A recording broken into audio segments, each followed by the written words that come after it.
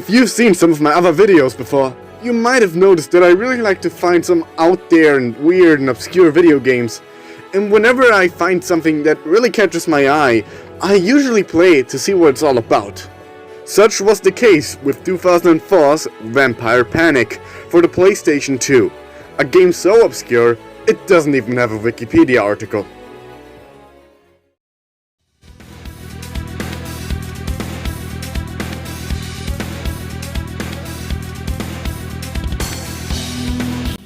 Vampire Panic is a game developed by Alpha System and published by Sammy. Alpha System are mainly known for developing the original Ys games and some of the Tales series spin-offs, as well as Tales of Innocence, whereas Sammy is nowadays much better known under the name of Sega Sammy Holdings. After their merger with Sega in 2004, and while they mostly only worked on patch slots and mobile games, they did occasionally publish video games such as Guilty Gear and of course Vampire Panic. Which really makes me wonder how this game became as obscure as it is, considering it has some pretty big names behind it, as well as actually being pretty freaking cool.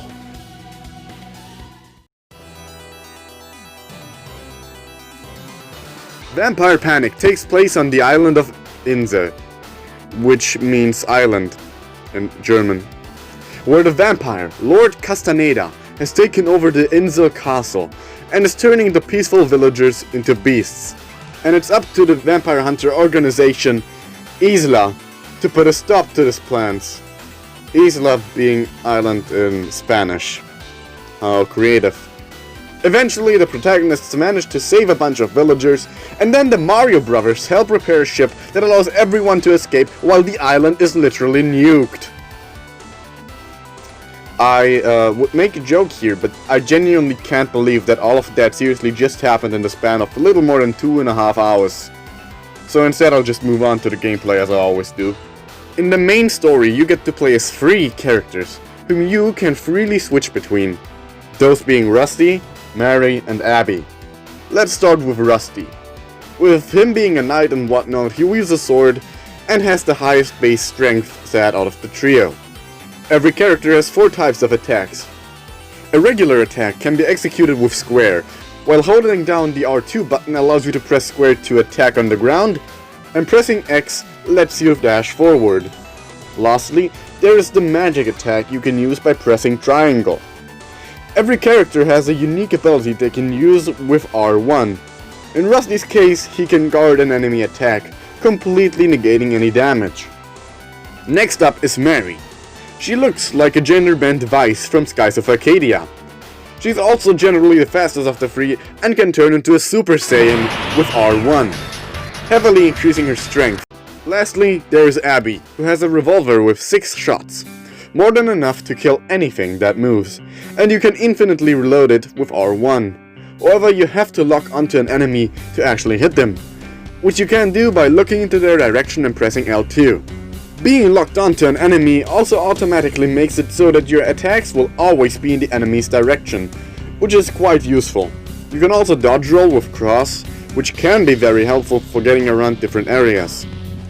Every attack consumes stamina, especially the magic attacks, and it automatically refills over time unless you are transformed as Mary. There are 6 areas in this game. The town, which has no enemies and is the place where the blacksmith that can upgrade your weapons resides. The forest, the dungeon, castle basement, the dock, and the castle itself. All of which are fairly small and can be reached from the main shelter, which is your hub that you will revisit again and again and again to save the poor, their women, and their children. Though you can also just kill them, don't worry. It was an act of mercy, not manslaughter. In here, you can also buy items from Johan, the vendor, and also save. To rescue a person, you have to first talk to them so that they follow you, and in the case of children and babies, you can also carry them around like the useless sacks of meat that they are. While they are following you, they can be told to either stand still or keep following you. And this is where the main bulk of the gameplay comes into the picture, as you will be individually escorting all of the town's 47 civilians, 48 if you count Abby, back to the shelter, and they can all die in a myriad of ways, including being eaten, punched in the dick, or active homicide. Listen, I never called myself a hero. Some people will simply follow you after talking to them, while others refuse to even listen to you until you don't meet certain conditions, such as bringing them their family members or having a certain item on you. I myself only saved 15 of those 48 people, and got what I'm assuming is the worst possible score because of it. Listen, I'm not very good at this game. Now, what would a game called Vampire Panic be without a vampire? And despite him only very rarely ever showing up, Lord Castaneda is still a very consistent threat. You see, everything in this game is set on a timer, and it all takes place in a single night. Specific events will play at certain times, and some of those include Castaneda fighting villagers and turning them into beasts. There are 3 phases to a shift in this game. The charming that Castaneda casts before actually biting someone. Attacking him while he does this can help you prevent him from even laying a finger on a person. Then there is the bite itself that turns a person into a half-beast. In this state, they can still follow you, and bringing them to the shelter lets the priest, dude, man, guy, Jinn heal them. But take too long and they will turn into a beast, forcing you to either leave them behind or killing them yourself. Like I said, it's an act of mercy. Though their families will naturally not be too happy about this. Sometimes safe people will also give you items. And with this masterful transition, let's talk about the items. They are pretty useful and can heal you and refill your stamina. And a lot of the herbs can be plucked all over the place. But be careful, because plucking mandrakes and other things, as well as being attacked by multiple enemies at once, will drastically fill up your alert meter. Once the meter is completely filled up, Castaneda himself will show up and attempt to bite you and the people you're escorting. You can try to find him off, but I wouldn't recommend that, as that'll give him more chances to bite you. And when he does, it is recommended you run back to the shelter ASAP. Though it actually takes a really long time for you yourself to actually turn into a monster, and should that still somehow happen, you get a game over. Every time Castaneda bites someone and sucks their blood, he also gets much stronger. You become a lot faster and his attacks will do more damage, and this stays through the entire playthrough. Obviously, you can't just kill a vampire, and you'll need a stake to seal him away. The stake can be found inside the castle, and you should usually stumble across it on accident. When a villager dies or is turned, they will permanently stay dead, and depending on how many people you've saved, how long it took you, and how long you took to beat the game, as well as if you actually beat Castaneda or not, will determine your ending and final score, of which there are several, making it really replayable. However, no game is perfect, and this game has one fatal flaw that can become really frustrating at times. Much like in a lot of classic survival horror games, the camera angles are fixed, but there are no tank controls to complement this decision, which caused me personally to stumble between the same 2 screens for quite a while. However, it is a flaw I'm willing to overlook, considering it was quite common at the time, especially with games like Silent Hill 4 having the exact same problem. This is the part of the video where I would usually talk about the music, but the thing is, the soundtrack in this game is really non-intrusive and just kind of what you would expect from a vampire-themed story. I'd even go as far as to say it's quite generic. So instead I've been using music from unrelated games throughout this video, probably mostly Castlevania.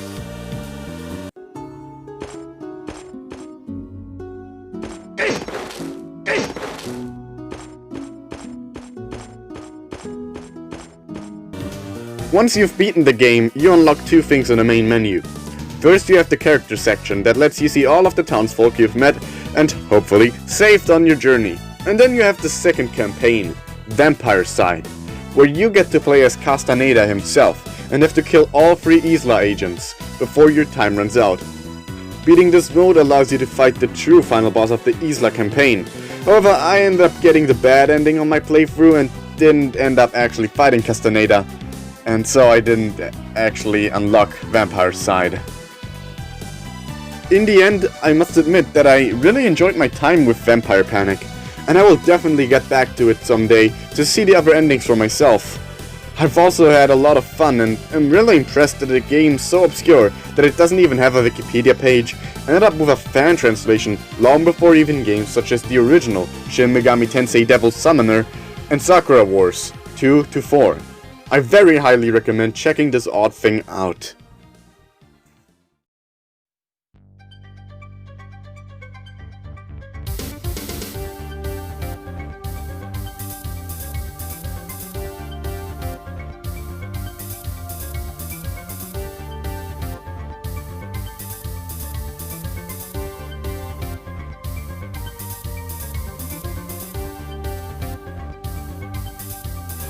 Me? Gungaga, Gungaga, Gungaga. Gungaga, Gungaga. Gungaga. Gungaga. Gungaga. Gungaga. Gungaga, Gungaga.